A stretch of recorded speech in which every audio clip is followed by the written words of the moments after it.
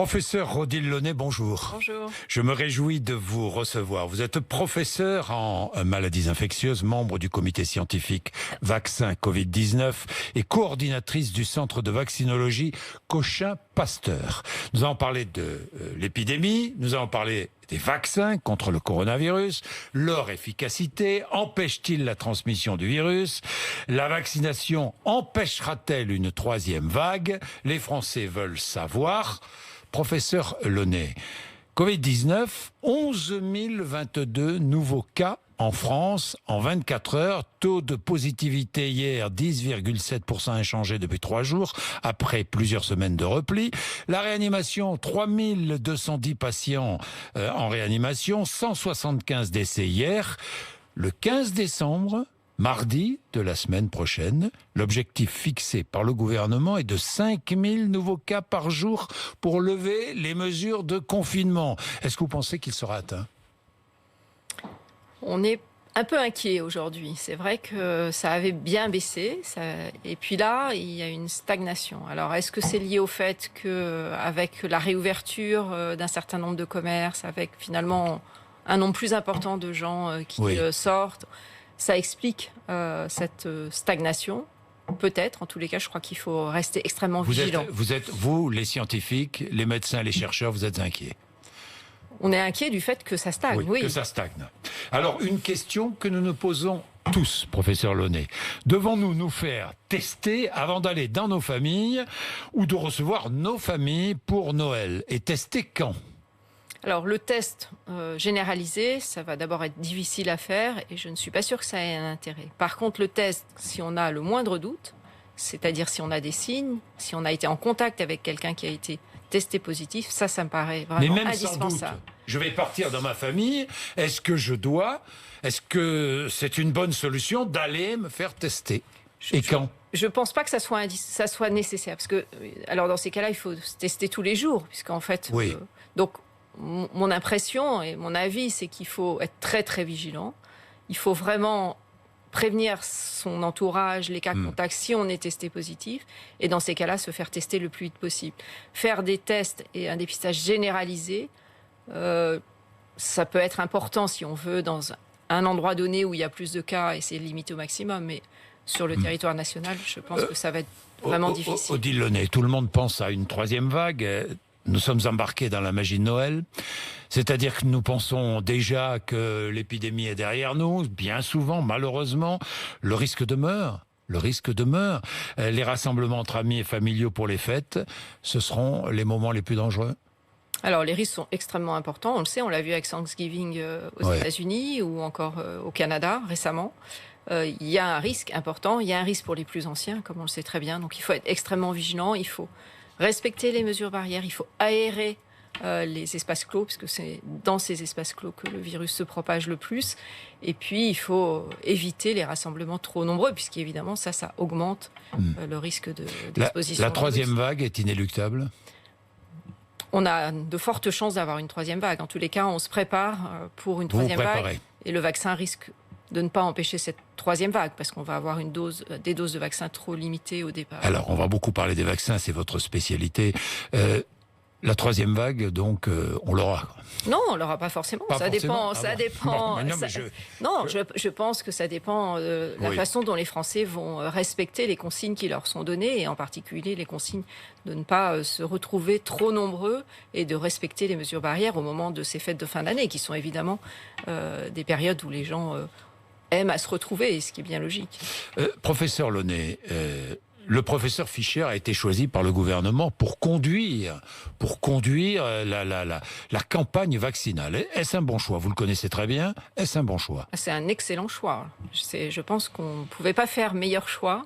Pourquoi? Il va venir en complément de la commission technique des vaccinations qui va fixer la politique de vaccination. Oui. Et lui, il va aider à mettre en place cette politique de vaccination et cette campagne de vaccination avec toutes les difficultés qu'on prévoit déjà, qui sont non seulement des difficultés en termes d'organisation pratique, avec des vaccins qui se gardent à moins 70 degrés, qui sont les difficultés liées à l'acceptation de ce vaccin par les Français, qui sont parmi ceux qui doutent le plus des vaccins et essentiellement de leur sécurité. Et donc, on a vu comment Alain Fischer avait organisé la conférence citoyenne au moment de l'obligation du passage à 11 vaccins obligatoires chez l'enfant. Il a mené ça de façon remarquable et donc moi j'ai vraiment entièrement confiance dans la façon dont il va organiser cette campagne. Alors la campagne de vaccination en France commencera début janvier, peut-être fin décembre, mais probablement début janvier. Le 4, les résidents des EHPAD seront les premières personnes vaccinées. Probablement 2 vaccins dès janvier. L'américain-allemand ou l'américano-allemand Pfizer-BioNTech et l'américain Moderna, ensuite le britannique AstraZeneca. Le vaccin est-il une protection collective susceptible d'éviter une 3e vague ? Alors, ce qu'on sait aujourd'hui, c'est que ces vaccins, en tous les cas pour ceux qui ont communiqué leurs résultats, on a encore pour l'instant pas de données scientifiques qui ont été soumises bien sûr aux autorités réglementaires pour les autorisations d'utilisation. Ce qu'on sait, c'est qu'ils protègent des formes symptomatiques du Covid et des formes graves. Donc ça, on a ces données-là. Ce qui manque encore, c'est leur capacité à protéger contre la protection. Mais fort à penser qu'il y aura une protection, mais pour l'instant, elle n'est pas démontrée. Donc l'objectif du vaccin, pour démarrer, c'est une protection, ce qu'on appelle individuelle. C'est-à-dire que les gens vont être vaccinés, ceux qui vont être vaccinés vont être protégés. Et donc, dans un deuxième temps, on va avoir ces données qui vont arriver sur la transmission. Je vais y revenir sur la campagne de vaccination. Pourquoi est-ce qu'on commence à vacciner les plus vulnérables dans les EHPAD ? Pourquoi ? Parce qu'effectivement, ça les protège. Mais on ne sait pas si le vaccin empêche la transmission du virus. On ne le sait toujours pas, professeur Odile Launay. Je vais insister là-dessus. Mais est-ce que la vaccination changera le cours de l'épidémie ? Alors, le vaccin, dans un premier temps, va protéger ceux qui sont le plus à risque de faire des complications et des formes graves. Oui. Donc, le choix des EHPAD se fait parce que c'est ceux qui ont payé le plus lourd tribut, à la fois en termes de morbidité, de mortalité. La mortalité a été très élevée dans les EHPAD et on sait que le virus a également circulé de façon très intense. Il y a des données dans certaines EHPAD qui montent jusqu'à 60% des résidents qui ont des anticorps. Il y a eu vraiment une circulation absolument incroyable dans les EHPAD et ça continue, même si c'est assez inégal d'une EHPAD à un autre, ça continue. Donc là, vraiment, l'objectif, c'est d'essayer de les protéger. Ensuite, on va élargir, avec l'arrivée des doses, on va élargir aux autres personnes très à risque. Et la HAS a communiqué sur la stratégie qu'elle recommande avec la vaccination des plus âgés, des personnes plus âgées et de celles qui ont des facteurs de risque. Là aussi, on sait que ce sont les personnes qui sont le plus à risque d'avoir des formes sévères et pour le coup, d'encombrer les hôpitaux et d'augmenter les personnes en réanimation, puisque finalement, les personnes des EHPAD, très peu d'entre elles ont accès à l'hôpital ou en tous les cas justifient d'être transférées à l'hôpital. Donc seulement lorsqu'on pourra vacciner les personnes finalement plus âgées qui, elles, vont être hospitalisées et rentreront potentiellement en réanimation, on aura un impact sur donc le vaccin changera le cours de l'épidémie, pas avant l'été. J'espère qu'on aura assez de doses pour vacciner plus de personnes avant l'été. Ce qui est prévu, c'est que dès le mois de février, on puisse vacciner en dehors des EHPAD. Et puis mars, avril, mai, on va vacciner en masse la population française. Est-ce que la vaccination en masse va changer le cours de l'épidémie ? Alors, la vaccination en masse, elle est pour l'instant pas tout de suite. Elle va dépendre d'abord des données qu'on va avoir sur la sécurité du vaccin, ce qui est extrêmement important. Vous êtes inquiète à propos de la sécurité des vaccins ? Je ne suis pas inquiète spécifiquement. Vous connaissez les vaccins ? Oui, je ne suis pas inquiète spécifiquement, mais c'est un nouveau vaccin, c'est un nouveau virus, c'est un nouveau vaccin. Donc, il faut rester prudent. Il faut se donner toutes les capacités, toutes les possibilités d'avoir le maximum de données sur la sécurité de ces vaccins. Aujourd'hui, qu'est-ce qu'on sait sur ces vaccins ? On a des essais qui ont impliqué 45 000 sujets pour Pfizer-BioNTech, 30 000 sujets pour Moderna, la moitié ont reçu le vaccin. Pour l'instant, il n'y a pas eu de problème particulier, mais on a un nombre de sujets finalement limité, même si ça paraît beaucoup quand on va vacciner en population, on va vacciner des millions de personnes, voire plus dans le monde entier. Et puis, on n'a pas encore tout de suite le recul, c'est-à-dire pas d'effet indésirable à court terme, mais il faut être sûr qu'on n'aura pas de problème à plus long terme. Donc on a besoin absolument de ces données. Est-ce que le vaccin empêche la transmission du virus? Nous n'avons pas la réponse à cette question, Odile Launay. On n'a pas la réponse directement chez l'homme pour l'instant. Oui. Pour ça, on a besoin d'avoir ce qu'on appelle des essais d'efficacité en population, c'est-à-dire d'évaluer quand on vaccine une proportion assez large de la population, l'impact que ça a non seulement chez les vaccinés, chez les non-vaccinés. Donc ça, il va falloir un tout petit peu attendre pour ça. Mais on a des données indirectes qui sont les données chez l'animal, qui montrent que le vaccin est capable de stériliser l'infection. Donc à la fois sur les formes symptomatiques, mais aussi finalement sur le portage. Donc c'est prometteur, mais encore une fois, il faut rester prudent. On n'a pas ces données directement. C'est la raison pour laquelle, parce qu'on n'a pas ces données, qu'on vaccine les personnes les plus vulnérables. J'y reviens, et qu'on ne vaccine pas les plus jeunes. D'ailleurs, on ne vaccine pas les moins de 18 ans. On ne vaccinera pas les moins de 18 ans. Pourquoi ? Alors, pour l'instant, on n'a pas les données chez les moins de 18 ans. Les essais ont inclus des enfants, enfin des jeunes à partir de 16 ans seulement. D'accord. Mais les Américains ont d'ores et déjà annoncé qu'ils allaient faire des essais, ils allaient conduire des essais chez les enfants. L'autre question, c'est de savoir si on va vacciner des gens qui sont finalement pas à risque de faire des formes graves, ou très peu à risque de faire des formes graves. Les enfants, on le sait, peuvent porter le virus, mais les décès chez les enfants sont exceptionnels, voire il n'y a pas de décès en dessous de 9 ans. Donc avant de partir sur une vaccination de toute la population, y compris chez les enfants, il faut qu'on ait un tout petit peu plus de recul par rapport à la sécurité de ce vaccin, bien entendu. Pourquoi est-ce qu'il y a autant de réticence en France autour de la vaccination? Pays de Pasteur, pays qui a été habitué. Je me souviens du BCG, pour les plus anciens. Le BCG. La France a toujours été... Alors, de façon générale, le vaccin a toujours... était à l'origine d'inquiétudes, de réticences. Pourquoi ? Parce que vous administrez, en plus par des piqûres, un médicament qui peut être là, c'est pas le cas, mais qui peut être un virus, et chez des gens qui sont en bonne santé. Donc, et en plus, souvent chez des nourrissons. Donc depuis toujours, la vaccination a posé des problèmes. La France, effectivement, est le pays où il y a le plus d'inquiétudes. Alors, c'est pas des anti-vaccinaux. Ces personnes, finalement, sont relativement peu nombreuses. Mais c'est des gens qui doutent. On parle d'hésitation vaccinale. C'est-à-dire, finalement, est-ce que ça vaut le coup que je me fasse vacciner ? Parce qu'il y a des risques. Je ne suis pas persuadée des avantages, parce que ces maladies à prévention vaccinale, elles ont disparu. Donc, est-ce que vraiment ça vaut le coup que je me vaccine ou que je fasse vacciner mon enfant ? Là, avec le Covid, on est un petit peu différent. Le risque, on le voit. On a tous vu autour de nous des gens soit en réanimation, soit mourir de cette maladie. Donc je pense que le risque, il est évident. Et donc aujourd'hui, le problème principal, c'est les risques. Est-ce qu'on connaît vraiment les risques de ces nouveaux vaccins ? Odile Launay, oui, très bien. Justement, on est inquiet peut-être aussi parce que les nouveaux vaccins, les vaccins sont nouveaux. On ne les connaît pas. Il y a 2 vaccins qui arrivent sur le marché, Pfizer, BioNTech et Moderna, qui sont des vaccins à ARN. Alors expliquez-nous ce que ça veut dire. Ce sont des morceaux d'ARN, si j'ai bien compris, qui pénètrent dans nos cellules, mais pas dans le noyau de nos cellules. Donc, pas de modification du génome. Alors, c'est des vaccins qu'on appelle des vaccins génétiques, qui en fait utilisent certaines formes génétiques de ces virus, donc pas le virus en entier, mais là, en l'occurrence, uniquement son ARN messager.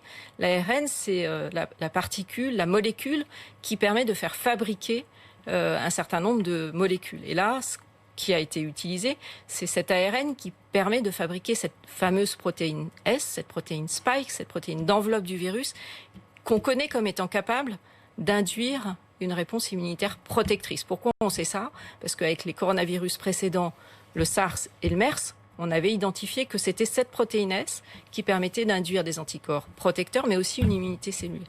Donc cet ARN messager, on l'administre, elle est encapsulée dans une capsule faite de lipides qui permet de la protéger parce que c'est fragile, qui permet aussi de fusionner cette particule dans laquelle on a mis l'ARN messager avec la cellule de la personne vaccinée. Et cet ARN va être libéré dans la cellule, va utiliser ce qu'on appelle le matériel génétique de la cellule et va produire cette protéine. L'ARN messager, il ne peut pas être intégré dans le noyau. Il est dégradé assez rapidement, mais il ne va pas modifier. Il n'entre pas dans le noyau. Il ne rentre pas dans le noyau, il n'intègre pas l'ADN. Il n'y aura pas de modification de l'ADN, du génome. Il ne modifiera pas notre matériel génétique et il ne sera pas transmis. Parce que c'est l'inquiétude, j'entends, j'ai lu partout. Il y a un risque énorme sur le terrain génétique. Beaucoup de gens brandissent ce risque comme étant un risque réel. Aujourd'hui, on a tous les éléments pour dire que cet ARN est dégradé très rapidement. D'ailleurs, c'est une des problématiques qui fait qu'il faut le garder à moins 70 degrés parce qu'il est très fragile. Et donc, il va être dégradé et il n'aura aucune capacité à rentrer dans le noyau. Le Sputnik V, qui est le vaccin russe, différent, hein? Alors, c'est ce qu'on appelle des vaccins vectorisés. Donc là, la méthodologie, c'est qu'on prend un virus qui n'est pas pathogène pour l'homme, qui va être utilisé comme vecteur, et dans son génome, on insère le gène qui va coder pour cette fameuse protéine S. Tous ces vaccins visent cette protéine S. Donc là, c'est pareil, une espèce de cheval de Troie qui va en fait apporter dans l'organisme l'immunisation contre cette l'immunisation. Bon, alors, quels que soient les vaccins, je vais revenir sur les vaccins parce qu'il y a 237 projets de vaccins contre le coronavirus dans le monde. 237, c'est considérable. Je vais y revenir, mais quel que soit le vaccin, est-on certain qu'aucun effet secondaire grave n'est possible? On n'est jamais certain, puisque tout au long du développement, on apporte vraiment une surveillance très très soigneuse sur ces effets indésirables, parce qu'évidemment c'est le nerf de la guerre.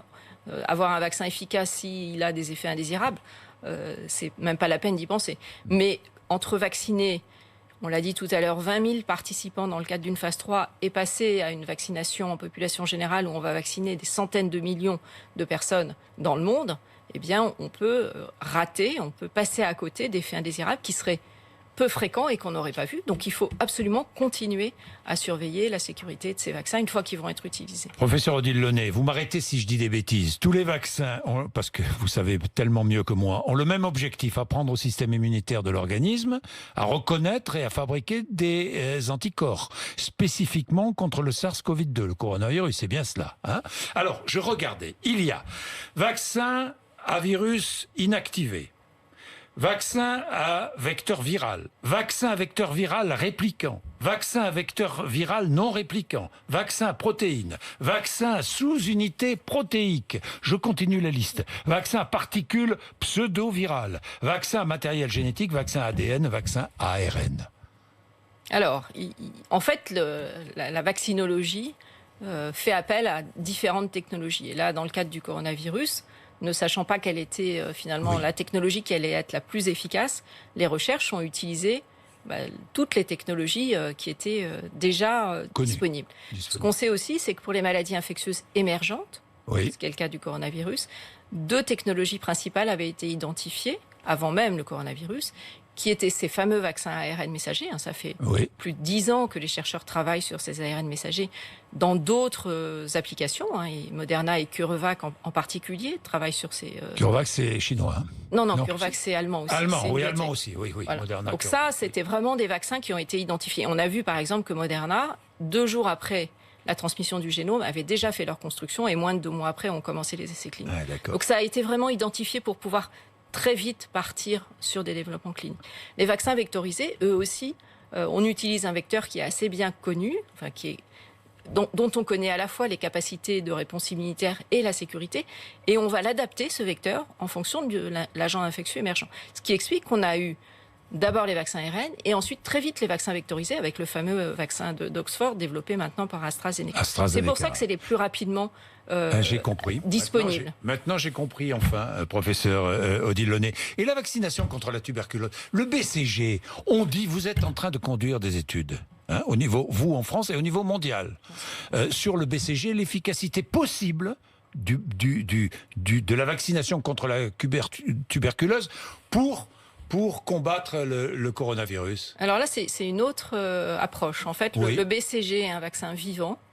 Et qui a montré qu'il pouvait stimuler ce qu'on appelle l'immunité innée. Donc c'est pas une immunité spécifique qu'on va développer contre le coronavirus, mais c'est l'idée de pouvoir augmenter la réponse immunitaire innée, non spécifique, vis-à-vis des virus en général. Alors ça a été montré chez les enfants, que le BCG protège contre d'autres maladies infectieuses. Ça a été montré aussi chez les sujets plus âgés, où il a été montré que lorsqu'on les vaccinait contre le BCG, ils étaient protégés contre d'autres infections virales respiratoires. Et donc l'hypothèse là, en attendant d'avoir un vaccin coronavirus, c'était de voir si on pouvait protéger et limiter les formes sévères de ces infections. Vous attendez les résultats quand ? On espère avoir des résultats au cours de l'année 2021, peut-être à la fin du premier semestre. Bientôt un spray, dernière question, un spray anti-Covid, j'ai vu. Vous avez vu ça ? Alors un spray anti-Covid, pourquoi pas. Une approche qui est intéressante, peut-être pas tout à fait le spray anti-Covid, c'est les vaccins administrés par voie muqueuse ou par voie nasale. On connaît avec la grippe l'intérêt de cette vaccination parce que ça permet d'induire au niveau du tractus respiratoire une immunité muqueuse, donc directement, qui va directement cibler le virus lorsqu'il arrive dans l'organisme par voie nasale. Donc ça, il y a des approches aussi par rapport à ça qui pourraient être intéressantes. Merci beaucoup. On avait besoin, et on a besoin de vos explications et de votre savoir, professeur Odile Lenné. Merci. RMC et BFM TV, 8h54.